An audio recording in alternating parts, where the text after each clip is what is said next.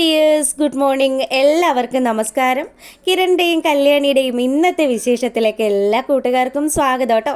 അങ്ങനെ അമ്പലത്തിൽ വന്ന് മൂങ്ങാ മുത്തശ്ശിയായിട്ട് ഭയങ്കരമായിട്ട് നിന്ന് തർക്കിച്ചുകൊണ്ടിരിക്കുകയാണ് നമ്മുടെ പ്രകാശൻ പറയുന്നത് കേട്ടതും മൂങ്ങയ്ക്ക് നല്ല ദേഷ്യം വരുന്നുണ്ട്. ദേ അമ്മേ, ദേ ഒറ്റ ദിവസം കൊണ്ട് നന്നാവാനേ ഞാൻ ഭാനുമതി അമ്മയൊന്നും അല്ല, ഇത് കായൽ വാരത്തെ പ്രകാശനാണ്. എന്തായാലും നിങ്ങളെപ്പോലെ ഒറ്റ ദിവസം കൊണ്ട് അങ്ങ് മലക്കം മറിഞ്ഞ് നന്നായി ആൾക്കാരെ സന്തോഷിപ്പിക്കാനൊന്നും എനിക്ക് കഴിവില്ല. പിന്നെ ഇപ്പം നിങ്ങൾ പ്രാർത്ഥിച്ചല്ലോ രണ്ടുപേരും നന്നാവണേന്ന്. അവർ നശിച്ച് നാറാണക്കല്ല് പിടിക്കണേന്നാണ് ഞാൻ ഭഗവാനോട് പ്രാർത്ഥിച്ചിരിക്കുന്നത്. ഇത് കേട്ട് മൂങ്ങയാണെങ്കിൽ ഇങ്ങനെ സ്തംഭിച്ച് നിൽക്കുക. എത്രയൊക്കെ കിട്ടിയാലും ഇവ നന്നാകില്ലല്ലോ ദൈവമേന്ന് ആലോചിച്ച് പുള്ളിക്കാരിങ്ങനെ നിൽക്കുമ്പോൾ പ്രകാശം പറഞ്ഞു, പൊയ്ക്കോ, എവിടെയാണെന്ന് വെച്ചാൽ ഏത് ദൈവത്തിൻ്റെ കാൽക്കലാണെന്ന് വെച്ചാൽ പോയി വീണോ. എന്തായാലും ഉടനടി ഞാൻ ആഗ്രഹിക്കുന്ന ഒരു കാര്യം സംഭവിക്കുമെന്നും പറഞ്ഞ് പ്രകാശൻ നമ്മുടെ മൂങ്ങയ്ക്കൊരു സൂചനയും നൽകിയിട്ട് അവിടുന്ന് പോവുക. പ്രകാശം പോയി കഴിയുമ്പോൾ മൂങ്ങ മുത്തശ്ശിയാണെങ്കിൽ അവിടെ നിന്ന് ഇങ്ങനെ ആലോചിച്ചു, എന്താ ദൈവമേ, ഇവൻ ഇനി എന്ത് കാണിച്ചു കൂട്ടാനാണ് പോകുന്നത്.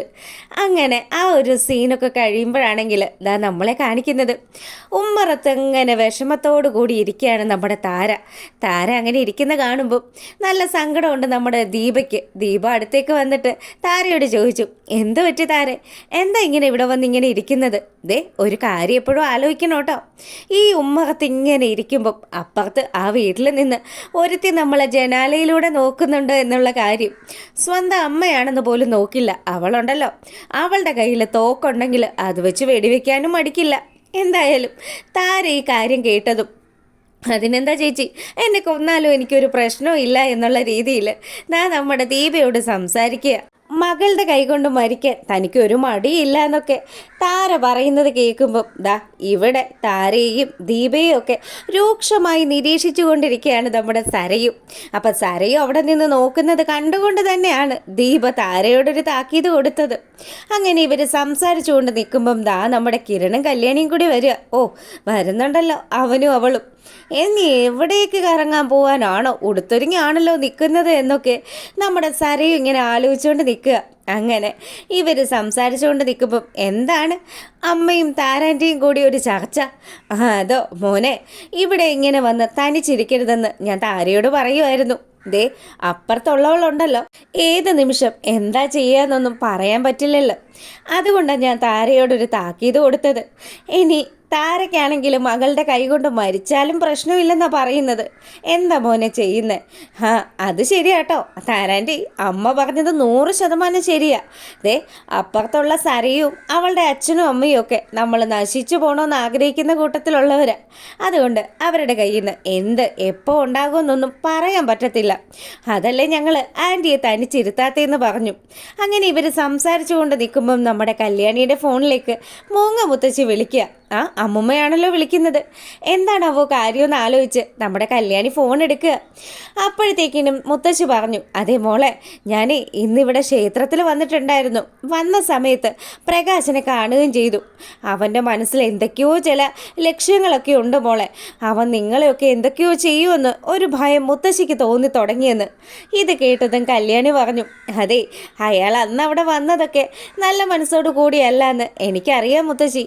എന്തായാലും മുത്തശ്ശി ഒരു കാരണം വെച്ചാലും വിഷമിക്കേണ്ട കേട്ടോ, ഞങ്ങളിവിടെ ഓക്കെയാണ്, ഞങ്ങൾക്ക് വേറെ പ്രോബ്ലം ഒന്നും ഇല്ലയെന്ന് പറഞ്ഞ് കല്യാണി ഫോൺ കട്ട് ചെയ്തതും കിരൺ ചോദിച്ചു, എന്താ നിൻ്റെ അമ്മുമ്മ വിളിച്ചത്? എന്നിട്ടാ അമ്പലത്തിൽ വെച്ച് പ്രകാശനെ കണ്ടെന്നും അയാൾ നമ്മളെ രണ്ടുപേരെയും കൊന്നു കളയുമെന്ന് പറഞ്ഞു എന്നൊക്കെയാണ് അമ്മുമ്മ പറഞ്ഞത്. നമ്മൾ ശ്രദ്ധിക്കണമെന്നും പറഞ്ഞു. അതെന്തായാലും നമുക്കറിയാമല്ലോ. അയാളും അയാളുടെ മകനും ആ ഫംഗ്ഷൻ അറ്റൻഡ് ചെയ്തത് തന്നെ എന്തോ ചില കാര്യങ്ങൾ മനസ്സിൽ കരുതിക്കൊണ്ട് തന്നെയാണെന്ന്. അത് ശരിയാ കിരണേട്ടാ, ഞാനും അത് ആലോചിക്കാതെ ഇരുന്നില്ല എന്ന് ദാ നമ്മുടെ കല്യാണി പറയുക. അപ്പം ഇവരുടെ സംസാരമൊക്കെ വാച്ച് ചെയ്തുകൊണ്ടിരിക്കുകയാണ് നമ്മുടെ സരയും. ഇനിയിപ്പോൾ ഇവർ രണ്ടുപേരും കൂടിയാണോ പുറത്തേക്ക് പോകുന്നത്, അതോ കിരൺ തനിയാണോ പുറത്തേക്ക് പോകുന്നതെന്ന് ആലോചിച്ചുകൊണ്ട് നിൽക്കുമ്പം കിരൺ തനിയെ അവൻ്റെ വണ്ടി എടുത്ത് പുറത്തേക്ക് പോവാണ്. ഈ അവസരം അവസരം മുതലാക്കിക്കൊണ്ട് തന്നെ നമ്മുടെ സരയുധ വിക്രത്തെ വിളിക്കുകയാണ്. വിക്രം ആണെങ്കിൽ ഈ നേരം ആ ഗുണ്ടകൾക്ക് വേണ്ടുന്ന നിർദ്ദേശമൊക്കെ കൊടുത്തുകൊണ്ടിരിക്കുക. എന്തായാലും കിരണിൻ്റെ വണ്ടി പുറത്തേക്ക് പോകുന്ന സമയത്ത് നിങ്ങളെല്ലാവരും അവനെ വാച്ച് ചെയ്തുകൊണ്ടിരിക്കണം. എങ്ങോട്ട് പോയാലും ഏത് നിമിഷമാണോ നമുക്ക് പറ്റിയ ഒരു സമയം കിട്ടുന്നത് ആ സമയത്ത് തന്നെ അവൻ്റെ കാര്യത്തിൽ ഒരു തീരുമാനം ഉണ്ടാക്കണമെന്നും പറഞ്ഞു. അങ്ങനെ ഇവർ സംസാരിച്ചുകൊണ്ട് നിൽക്കുമ്പം സരയുൻ്റെ വിളി വരികയാണ്. വിക്രം ആണെങ്കിൽ ആ സരയു പറയ്, ദേ ഞാനേ നിന്നോടൊരു കാര്യം പറയാനാണ് വിളിച്ചത്. കിരൺ തനിയെ വണ്ടി എടുത്ത് ഇവിടുന്ന് ഇറങ്ങിയിട്ടുണ്ട്. പിന്നെ അറിയാലോ, ഇത്തവണ നമ്മുടെ പ്ലാനുകളൊന്നും പൊളിയരുത്. അവൻ ഇന്നത്തെ കൊണ്ട് തീരണം. അതെന്തായാലും നീ വിഷമിക്കുമെന്ന് വേണ്ട സരയു. ഇന്നത്തെ കൊണ്ട് അവൻ്റെ കാര്യത്തിലൊരു തീർപ്പുണ്ടാക്കാം. അതിനുവേണ്ടി ഞാൻ ആൾക്കാരെയൊക്കെ സെറ്റ് ചെയ്ത് വെച്ചിരിക്കുകയാണെന്ന് സരയുവിനോട് വിക്രം പറഞ്ഞു. വിക്രം പറയുന്നത് കേട്ടതും സരയുവിന് നല്ല ആശ്വാസമായി. അപ്പോൾ ഇന്നത്തോടുകൂടി ആ നാശം പിടിച്ചവൻ്റെ കാര്യത്തിൽ ഒരു തീരുമാനം ഉണ്ടാക്കാൻ പറ്റുമല്ലോ. അങ്ങനെ അവൾ വലിയ സന്തോഷത്തിൽ അവിടെ അങ്ങനെ നിൽക്കുമ്പം നമ്മുടെ കിരൺ ചെല്ലുന്നത് കാർത്തികയും കിരണും ഒക്കെ കൂടി ചേർന്ന് വെക്കുന്ന ആ ബിൽഡിങ്ങിലേക്കാണ്. അപ്പോൾ കാർത്തികയാണ് അവിടെ കാര്യങ്ങളൊക്കെ നോക്കി നിൽക്കുന്നു. ആ കാർത്തികയെ കൈ കാണിച്ച് കിരൺ ആ ഒരു റൂമിലേക്ക് ചെല്ലുന്ന സമയം കാർത്തിക പറഞ്ഞു, അതെ എനിക്ക് കിരണിനോട് ഇത്രയും കാലവും പറയാതിരുന്ന ഒരു കാര്യം പറയാനുണ്ട്. എന്താ കാർത്തികെ, നീ വിളിച്ചപ്പോഴേ എനിക്ക് തോന്നി സീരിയസ് ആയിട്ടുള്ള എന്തോ ഒരു മാറ്റർ സംസാരിക്കാനാണെന്ന്. എന്തായാലും ഇവിടെ വെച്ച് പറയേണ്ട കിരണെ, നമുക്ക് പുറത്തു പോയി സംസാരിക്കാമെന്ന് പറഞ്ഞ് രണ്ടുപേരും കൂടെ വണ്ടി എടുത്ത് ഇറങ്ങിയതും നമ്മുടെ വിക്രത്തിനെ അവൻ്റെ ഒരു കൂട്ടാളി വിളിച്ചറിയിക്കുകയാണ്. ദേ അവൻ്റെ ഒപ്പം ഒരു പെണ്ണ് കൂടിയുണ്ട്. അവൻ്റെ ഒപ്പം ഒരു പെണ്ണുണ്ടെന്നോ? ആരാ? കല്യാണിയാണോ ഉള്ളത്? കല്യാണിയൊന്നും അല്ല, ഇത് മറ്റൊരു പെണ്ണാണ്. കല്യാണി അല്ലെങ്കിൽ അത് കാർത്തികയാകാനാണ് സാധ്യത. എന്തായാലും നന്നായി മോനെ. ഇപ്പം ഒരു വെടിക്ക് രണ്ട് പക്ഷി എന്ന് പറയുന്നത് പോലെ അവളും അവനും ഒറ്റടിക്ക് തീരുമല്ലോ. നിങ്ങളൊന്നും നോക്കണ്ട, രണ്ടിനെ അങ്ങ് തട്ടിക്കളയാനായിട്ട് വിക്രം പറയുകയാണ്.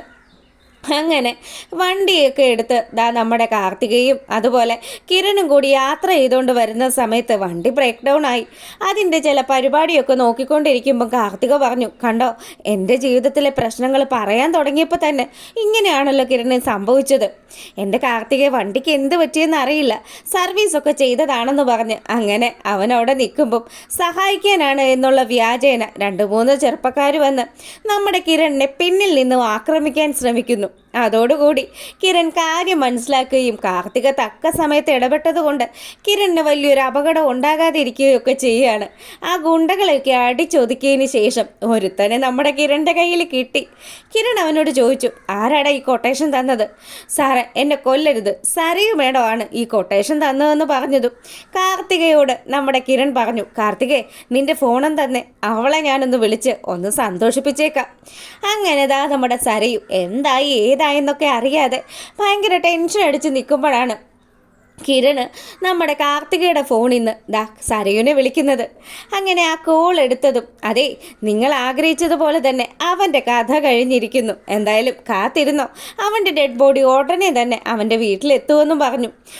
ഇതിനൊക്കെ നന്ദി പറയാനുള്ളത് ആ വിക്രത്തിനോടാണെന്നൊക്കെ ആലോചിച്ചുകൊണ്ട് നിൽക്കുകയാണ് നമ്മുടെ കാർത്തിക. എന്തായാലും കിരണിന് കാര്യം പിടികിട്ടിയല്ലോ. അതുകൊണ്ട് തന്നെ നാളെ സരയുടെ അന്ത്യം നടക്കാനുള്ള സാധ്യതയൊക്കെ ഉണ്ട്. അപ്പോൾ വീഡിയോ ഇഷ്ടപ്പെട്ടിട്ടുണ്ടെങ്കിൽ ലൈക്ക് ചെയ്യണം കേട്ടോ. അതുപോലെ എല്ലാവർക്കും നല്ലൊരു ദിവസം ആശംസിച്ചുകൊണ്ട് ഇന്നത്തെ വീഡിയോ നമ്മൾ വൈൻഡപ്പ് ചെയ്യാണ്. വൈകുന്നേരം പ്രമോ വിശേഷം ഇടുന്നതായിരിക്കും. അപ്പോൾ എല്ലാവരും കയറി കാണണം, ലൈക്ക് ചെയ്യണം.